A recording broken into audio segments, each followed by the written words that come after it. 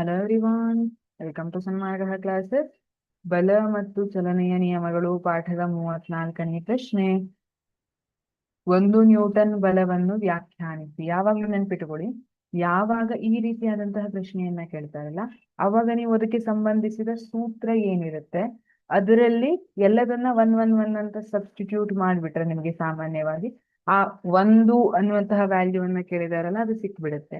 ಈಗ ಒಂದು ನ್ಯೂಟನ್ ಬಲವನ್ನು ವ್ಯಾಖ್ಯಾನಿಸಿ ಅಂತ ಕೇಳಿದ್ದಾರೆ. ನಮಗ್ ಗೊತ್ತಿದೆ ಬಲಕ್ಕೆ ಸಂಬಂಧಿಸಿದಂತೆ force is equal to m into a ಸೂತ್ರ ನಮ್ಮ ಹತ್ರ ರೆಡಿಮೇಡ್ ಇದೆ.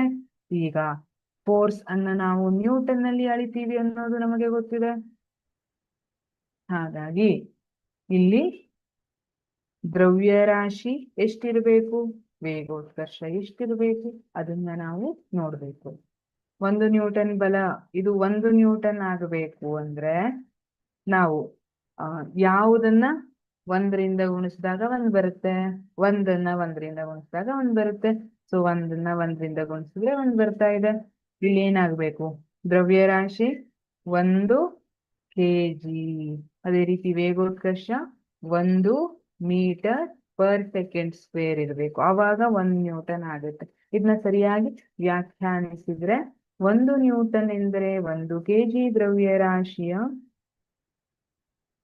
1 ನ್ಯೂಟನ್ ಎಂದ್ರೆ 1 kg ದ್ರವ್ಯರಾಶಿಯ ವಸ್ತುವಿನಲ್ಲಿ 1 ಮೀಟರ್ ಪರ್ ಸೆಕೆಂಡ್ ಸ್ಕ್ವೇರ್ ವೇಗೋತ್ಕರ್ಷ ಉಂಟು ಮಾಡುವ ಬಲದ ಪ್ರಮಾಣವಾಗಿದೆ. ಈ ರೀತಿಯಾದಂತಹ ಒಂದು ಬಾಕ್ಸ್ ನಿಮ್ಮ ಎದುರಿಗಿದೆ. ನೀವೀಗ ಎಷ್ಟೋ ಒಂದು ಬಲವನ್ನ ಅಪ್ಲೈ ಮಾಡಿ ಅದು 1 ಮೀಟರ್ ಪರ್ ಸೆಕೆಂಡ್ ಸ್ಕ್ವೇರ್ ವೇಗೋತ್ಕರ್ಷವನ್ನ ಹೊಂದುವಂತೆ ಮಾಡ್ತಾ ಇದ್ದೀರಿ. ಇದ್ರ ಮಾಸ್ ಎಷ್ಟಿದೆ, 1 kg ಇದೆ. ಹಾಗಿದ್ರೆ ಇದು 1 ಮೀಟರ್ ಪರ್ ಸೆಕೆಂಡ್ ಸ್ಕ್ವೇರ್ ವೇಗೋತ್ಕರ್ಷವನ್ನ ಹೊಂದುವಂತೆ ಮಾಡ್ತಾ ಇದ್ದೀರಲ್ಲ, ನೀವು ಅಪ್ಲೈ ಮಾಡಿರೋ ಬಲ ಎಷ್ಟು, 1 ನ್ಯೂಟನ್.